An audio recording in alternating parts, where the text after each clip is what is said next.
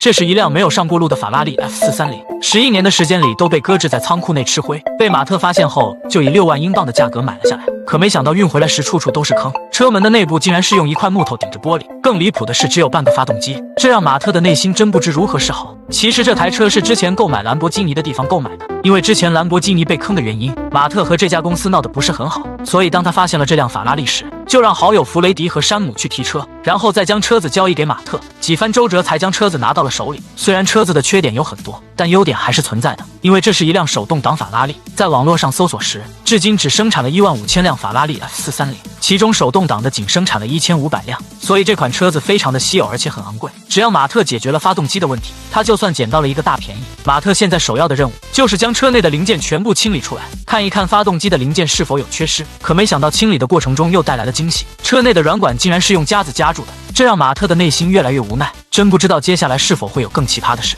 马特将车内的零件都拿了出来，将其分类摆放到了一起，看着地上一大堆的部件，马特真不知道没上过路的车，发动机怎么会变成这样。根据车上的种种痕迹和后端拼凑上的保险杠来看，马特认为他们几乎把这辆车作为了零件车，这也是非常悲剧的一件事情。而从发动机的部件来看，缸体的内部看起来还不错，但从垫片上看就有了大问题，从上面的同色上就可以看出是缺少油让其过热造成的。这从少了一个油泵也能联想到整件事，如果水泵故障，油泵也发生了故障，导致石油匮乏，让发动机发生灾难性的伤害，也许这就是这台车被当作零件车的主要原因。可现在马特看着现在的情况，差点就失去了重建这台车的信心。不过一个救世主的到来，让马特重新燃起了希望。在他将发动机的照片拿给弗雷迪看时，弗雷迪说他车间内有一个备用的发动机，而且可以将其送给马特。得到这个好消息的他，马上将其打包装箱，快速的将其运回了英国，生怕冲动的弗雷迪后悔。拿到发动机的马特马上就和父亲测试了一下这台发动机，可没想到竟然也是一个坏的。不过现在有2台发动机的零件，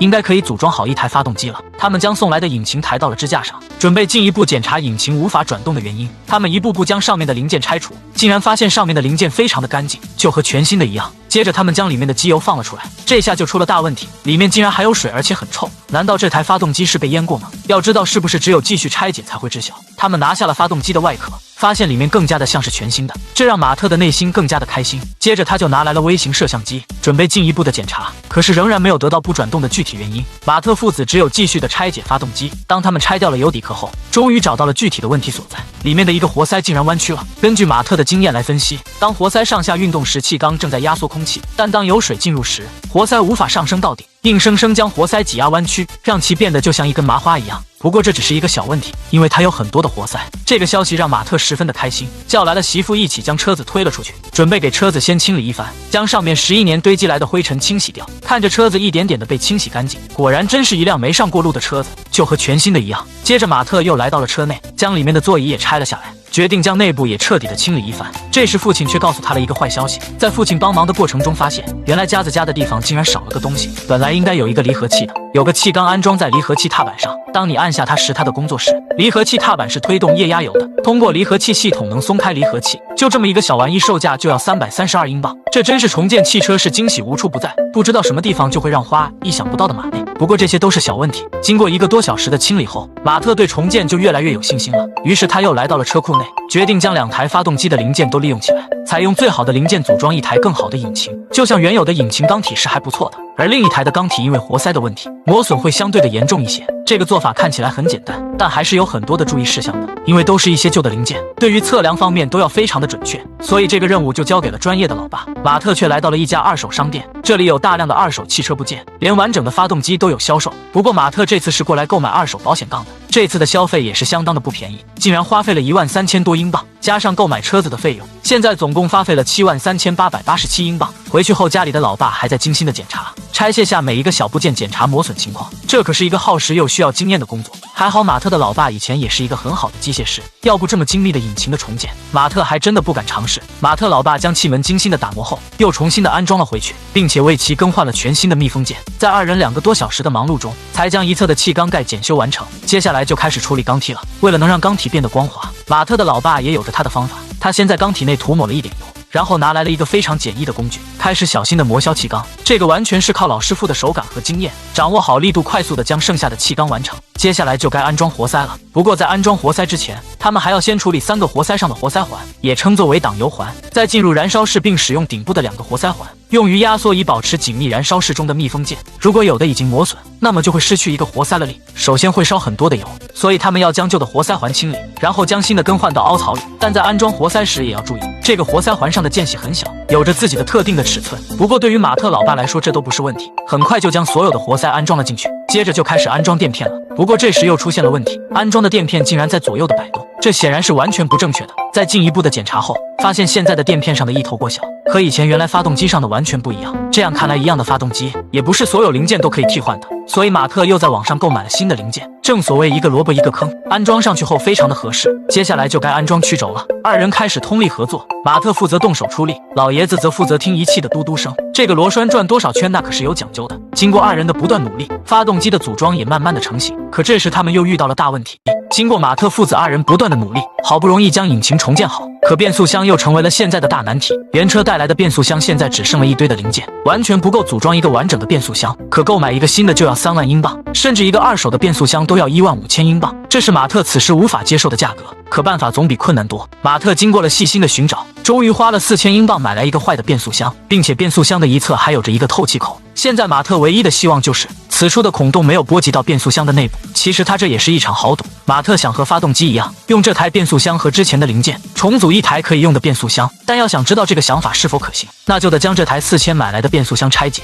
看一看这个设想能否实现。当把上面的盖子拆除后，第一印象还是很不错的。只不过马特的父亲发现里面有被进水的可能，因为眼前的齿轮上竟然生锈了，这让马特的心沉到了谷底。可现在也没有别的办法，只有继续拆解，进一步的查看情况。可带来的却不是什么好消息，里面竟然也是非常的糟糕，内部任何塑料的东西都融化了。这显然变速箱也没有逃过火灾损毁的命运，这让此时的马特很苦恼，因为现在的支出已经太高了。除了买车的6万本金，他们已经花费了18000多英镑了。如果再去花15000英镑去购买一个二手的变速箱，那么这台车也就没有什么重建的必要了。因为一辆手动版的二手法拉利 F430目前的售价大约是10万英镑左右。现在唯一的办法就是尽量把2台变速箱的零件整合起来，看看还需购买什么部件，尽量减少重建变速箱的费用。就像眼前的2个轴一样，一个是火灾变速箱里的轴，一个是原车附带的，根据上面磨损的大小，选取更好的一个来使用。当然了，上面的齿轮都是要进行替换的，所以他就来到了朋友的工作室，准备借用一下这里的压力机，将轴上的部件都安装上去。马特他们也是要尽量避免使用烧过变速箱里的任何东西，只有实在需要或者看上去过关的零件才会使用。看着一个个齿轮被组装到上面，马特还是花了不少的功夫的。还好他平时的人缘比较好，少来少去的零件马特的朋友就给提供了。现在终于将主轴和副轴安装完成，接下来就是将它们安装到变速箱里了。还好在组装的过程中比较顺利，没有出现什么大的问题，只有齿轮是否有凹槽发生了争议。不过在看完视频后就解决了这个问题，现在这个变速箱基本上就重建完成了。在这个过程中，马特是最用心的一次，也是整个重建不惜成本的一次。根据之前的报价就可以看出，现在的支出都快赶上直接购买一辆二手法拉利了。不过马特觉得这一切都很值得，尽可能的都是自己上手组装，因为这次的重建留着一个巨大的彩蛋。现在发动机和变速箱都已经重建完成，是到了将二者组合到一起的时候了。可是现在发动机上还有很多部件没有安装，上面缺少火花塞和线圈，下面还没有发动机舱的排气气管，因此马特特意去定制了一套特殊的排气装置。这独特的造型就像高端的萨克斯一样，对提高引擎的动力有着一定的作用。不过完整的排气系统还在发货的路上。现在马特要将变速箱和引擎组合到一起了，本想着连接的过程应该很顺利，可没想到变速箱上的一个部件竟然不配套，它只适用于法拉利360而不是430，这让本部富裕的预算更是雪上加霜。不过幸运的是马特还能购买到这个部件，也算是不幸中的万幸吧。他们先将组装好的发动机吊了起来，然后将车子推了进去，这样的组装方式还是我第一次见到，不过还是安全的将其安装到了车内，这让此时的马特非常的开心。终于这台车子可以看见曙光了。他们先将车内的引擎固定好，然后连接上线路和油管，并且还为其更换了一个全新的机油滤清器。当马特完成了这些后，之前订购的 X 油箱也到货了，马特将其安装上去，然后就可以注入机油尝试启动了。只不过之前购买的火花塞还没有到货，现在只能连接上电源，做一个简单的测试。刚开始听到引擎的声音时，大家都感觉非常的沉重，因为声音听起来不是那么的好。不过经过了多次尝试后，声音听起来逐渐有了感觉，这个原因应该是之前的油压没有达到。经过多次的尝试后，油压达到后情况就有了好转，这也算给马特打了一针强心剂。直到第二天订购的火花塞到货了，他先尝试了一下火花塞的打火情况，然后就将其安装了上去。现在火花塞和线圈也都安装完成，接下来就到了见证奇迹的时刻了。马特也为其准备好了灭火器，由马特的妻子来尝试第一次启动。随着滚滚浓烟的冒起，第一次启动尝试竟然就启动成功了，这也是马特父子俩完全没有想到的，开心的大笑了起来。为其准备的灭火器完全没有用上，可现在还不是开心的时候，因为刚才的启动只有4个缸正常的运行，发动机的另一侧完全没有反应。现在他们要进一步的检查一下火花塞，看一看是不是火花塞的问题造成的。不过火花塞的测试是有火花的，现在问题就有些麻烦了，他们需要一点点的排除找到问题的所在。可是逐步的检查后却没有找到原因。现在马特的父亲只有改变策略，决定看一看凸轮插头上是否对运行有影响。没想到姜还是老的辣，经过了老父亲的一番调整后，终于8个缸都正常运行了，声音听起来也非常的好，甚至排气气管上都能看到喷出来的火焰，这让马特一直提着的心终于放了下来。不过现在只是万丈高楼平地起的第一步，车上的冷却系统还没有安装呢。马特先找来了一个装冷却剂的容器，然后把软管接到了上面，接着就用气泵将软管内的空气排出，顺势将冷却液加到了里面，然后启动车子让冷却液充分运转后，再次为其注入冷却剂。可没想到之前的问题又发生了，这次竟然有5个缸没有运行，这让马特显得十分的恼火，决定彻底的检查找出车子存在的问题。马特拿来了扫描仪来进行扫描，里面竟然存在着很多的错误，这样完全找不到引擎的问题所在。用扫描仪检测后，上面竟然出现了一堆错误的代码，完全找不到引擎失火的问题所在。所以马特决定先将引擎固定好，然后把车轴也连接到车上，这样会在扫描仪上少一点错误的代码。可这时之前订购的排气管竟然到货了，这可是马特费了大力气才搞到的，并且此类品牌的排气系统只有在英国限量出售，所以在质量和价格上都是很美丽的。马特快速的将其连接到发动机上，然后为其安装上了02传感器。你可别小看了这个传感器，如果汽车没有读到传感器的数据，就可能导致运行困难。所以马特也总结了之前重建的经验，决定把引擎周围的零件都安装上后再去尝试启动。其实马特他们认为之前引擎不稳定的因素跟他们没有连接电磁阀有着莫大的关系，所以马特这次把可能产生失火的因素全部都一一检查安装，再次启动后，果然之前的问题已经解决了，声音听起来也非常的好，硬是把 V8 的音浪弄成了 V12 的感觉。可还没有等马特开心起来，下一个问题就又不可思议的到来。不仅车子的档位出现了问题，启动时车轮一直在转，并且冷却液的问题在不断升高，甚至打开盖子后里面都开锅了。这一个一个的问题让此时的马特很是烦恼，没想到这次的修复工作竟然这么难。不过重建的工作已经到了现在，马特只有一个个的去解决这些问题。首先冷却液过热的问题很好解决，它可以通过散热器风扇来降温。之所以会出现冷却液开锅的现象，马特认为更换一个新的恒温器就可以解决。大多数发动机内部都有一个恒温器，当涂层达到温度时，恒温器将打开并允许进入散热器，当冷却液将被冷却时，冷却液将通过发动机返回，一直保持一个良好的温度。现在马特就需要找到这个恒温器，然后将其更换一个新的就可以了。接着就该处理启动车子轮胎在转的问题了，可是现在处理起来还是比较麻烦，所以他决定先从离合器入手。现在他拿到的就是之前订购的离合器泵，因为之前的缺失现在也省了卸载的步骤，将其直接安装上去就可以了。接着马特就来到了变速箱这里，他还有很多的东西并没有安装，所以马特根据图纸上的一些介绍，将一个个部件都安装了上去。虽然这次马特更换了很多全新的部件，但是一些好的零件还是利用了上去。要知道像这样的重建都是换新的话，一般人可是都换不起的。可不该发生问题的地方竟然发生了问题，车内挡杆还是依旧的不好使，摆动起来就像无根的树一样左右的摇摆。